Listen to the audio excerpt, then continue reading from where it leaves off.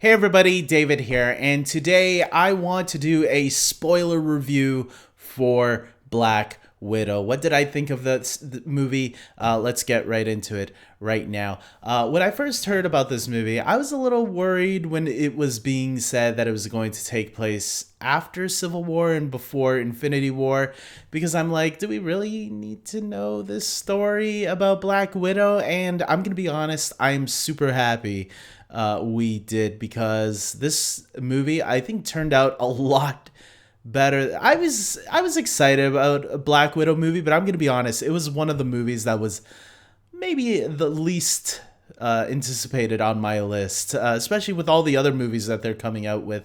I think I would have put like Shang-Chi and the Legend of the Ten Rings, Thor, Love and Thunder, Doctor Strange and the Multiverse of Madness, Spider-Man No Way Home, like a Fantastic Four, what was Ant-Man and the Wasp, Quantum Mania, like all those I've been more anticipating than Black Widow.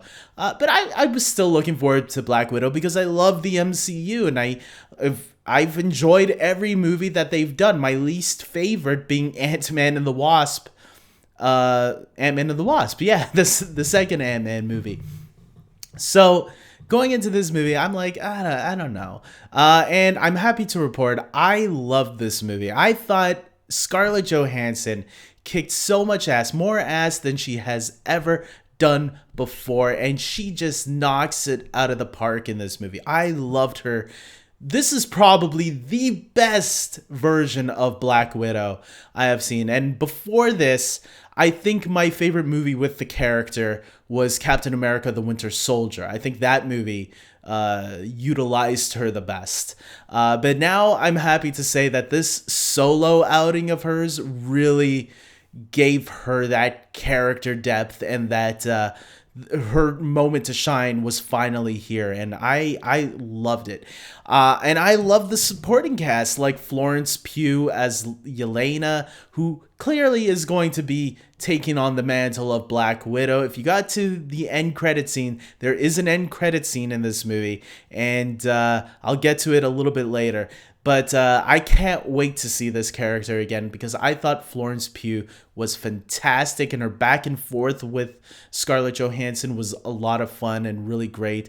You can feel that sisterly bond growing throughout the movie.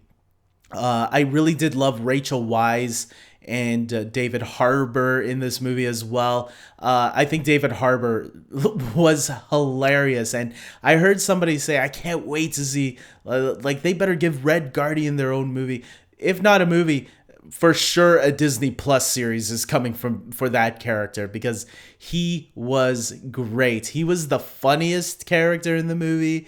There was so many great moments with him that I really enjoyed. So, probably maybe the weaker aspect of the movie, even though I thought they served their purpose, was the villains. I thought the villains were maybe the afterthought, but that's how Marvel always does things, right? They put their heroes more as their focus, and give them the time to shine, while the villains are, well, they're there to beat up. The Taskmaster reveal, though, I'm gonna be honest, I actually thought was interesting. Spoiler alert, the villain of the movie, it's not Taskmaster is one of the villains, but the true villain of the movie was played by Ray Winstone, who plays Dreykov. Dreykov, if you don't remember that name, was a name that was dropped in the first Avengers movie by Loki, when Black Widow's telling him about all these things that she had done in her past. Loki mentions Dreykov's daughter. That was one of the big things in her past that she wants to wipe out from her ledger. And we find out that Dreykov is still around. He's still alive. And Black Widow, Natasha, wants to take him down once and for all. And the biggest spoiler of the movie is that Taskmaster happens to be Dreykov's daughter, who Natasha thought she killed a long time ago. And I actually did like this twist. I'm gonna be honest. I didn't see it coming because remember but when the trailers were coming out, a lot of people, the speculation was Rachel Weisz was gonna turn out to be Taskmaster, and then when it turned out to be Dreykov's daughter, I'm like, oh wow, okay, that's a cool twist. And I heard some people didn't like that twist, but I thought it was, for me, it was a really cool twist. So that's just me. But I'll admit, character wise, I thought the character was pretty weak. I don't even see how the character is ever going to return after this. Now that what happened to the character at the end of the movie. So I doubt we'll be seeing him again. William Hurt returns as Ross in this movie. He shows up briefly in the beginning and then one brief time, very brief time at the end. Obviously he's in this because this movie takes place after Civil War. So Ross and his men are after these heroes that are now fugitives, which counts as Steve Rogers, Bucky Barnes, Sam Wilson, and Ant-Man and Hawkeye are all fugitives. So around this time, Tony is still working for the Avengers, so is Vision, although he might be escaping Avengers headquarters to go around with Scarlet Witch, who's also a fugitive, by the way. So they really make it very straightforward in the beginning that this takes place after Civil War. But we do get a little nice flashback to when Natasha was a teenager, or when she was a kid, with her sister and her family, and the craziness that they had to go through, and how their parents, who aren't really their real parents. They were the people that I guess adopted them into their family. They sold them off to this Black Widow program to get trained and become assassin killers. And I heard some people saying that this is probably the darkest opening of any Marvel movie, and I gotta agree with that right away. I was like, oh yeah, this is dark stuff that's going on. How they're just giving these girls away, these young girls who are not even given a choice, sold to be trained assassins, and the way they were treated harshly to become that. I thought, yeah, that's still pretty chilling. Yeah, I thought one wasted character. Let me see if I can get his Mason. The character of Mason, played by O.T. Fagbenel. I don't know how to pronounce that name. Yeah, I thought his character was a little wasted. He was there for a couple of moments, but I was like, you could take that character out of here, and the movie would have felt no different. But the family aspect, I think, was the strongest aspect of this movie, with the core four characters. I really enjoy that. I think definitely the family aspect is the heart of this film, which maybe is the heart of a lot of Marvel movies. When you think about it, a lot of them are about friendship and family. A lot of the stories revolve around in some capacity, which is usually a lot of these big blockbuster films. Star Wars is also about family, creating a family around you and hoping that they guide you in a better direction.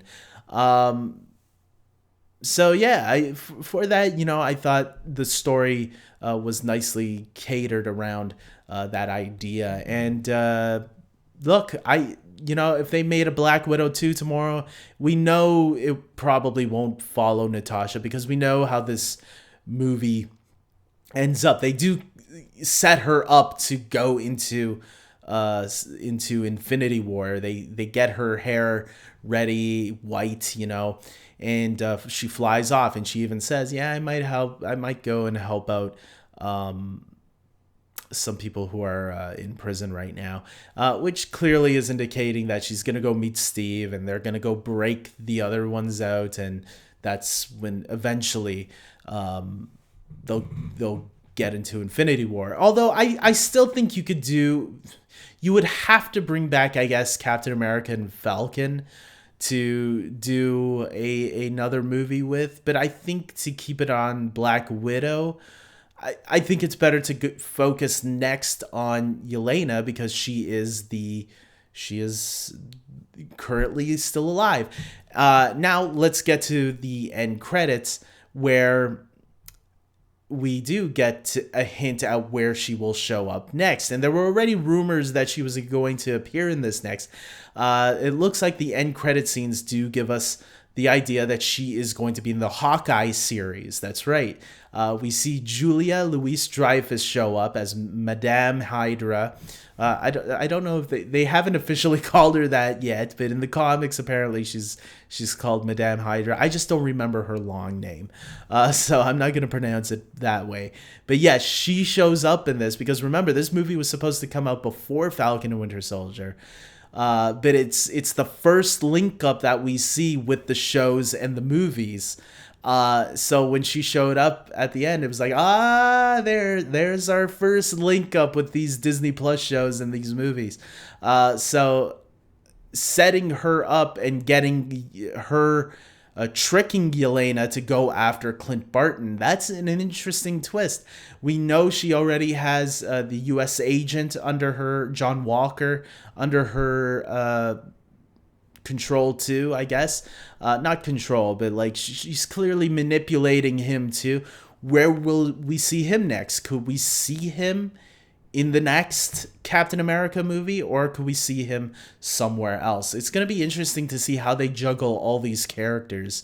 Because, with all these different movies and shows, they could pop up anywhere by this point in time. So the future of the MCU is looking good. This is our first movie since Spider-Man Far From Home in 2019. We went a whole year without a Marvel film, so the fact that we finally got one now feels so good. And if this is the beginning of Phase 4 for the films, it really has me excited for Shang-Chi and the Legend of the Ten Rings, Eternals, and of course my already most anticipated Spider-Man No Way Home, and even more so the ones following after that as well. So and WandaVision, Loki, and Falcon and Winter Soldier, all great stuff. The MCU looks promising. This movie was great. I hear theaters in Ontario are opening back up next week. I might have to check this one out. I might have to rewatch Black Widow in theaters because I was so sad that I couldn't see it this week in theaters because theaters are closed in my area. But I did get my second vaccine recently, so I'm all good to go out and have fun and get into that theater and check out Black Widow where it should be seen, because I've seen every other MCU film in the theaters. I hate to break tradition. I feel like this movie is worthy to check out on the big screen. And if you are one of those lucky people, go and check that out. So this movie was awesome, guys. That's all I can say. If I were to rate it, I've been slowing down on ratings recently because I don't think they really matter. All you need to know is if I liked it or not. To me, that's the most important thing. But 8.5 out of 10, that's what I would probably give it. Really enjoyed it. It's definitely one of the higher Marvel films for me, I think. Not in my top 5, but maybe in my top 10. I don't know. I'm going to do a ranking thing soon, and I'm going to include the Marvel Plus shows as well, since I feel like they measure up to the movies, and I think I can rank them with those films. With that being said, I want to give a shout out to my Patreon supporters. These are Patreon supporters who pay a monthly subscription to just help me out and support my channel. And at the end of every video, like right now, I give them a credit to show my appreciation for them, because without them, I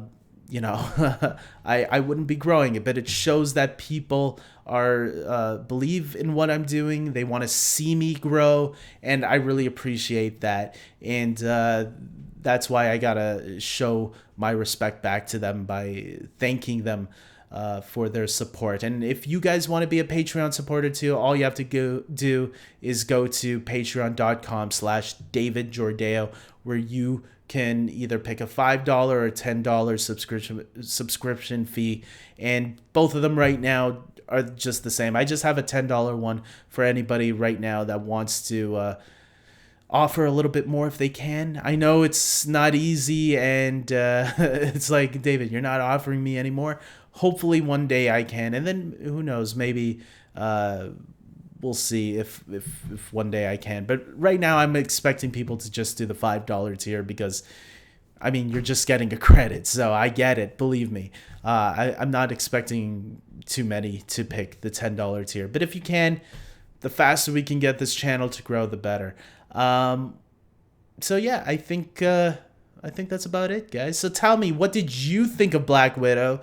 Did you really love this movie? Where would you rank it in the MCU pantheon of films? Would you put it in the top 10?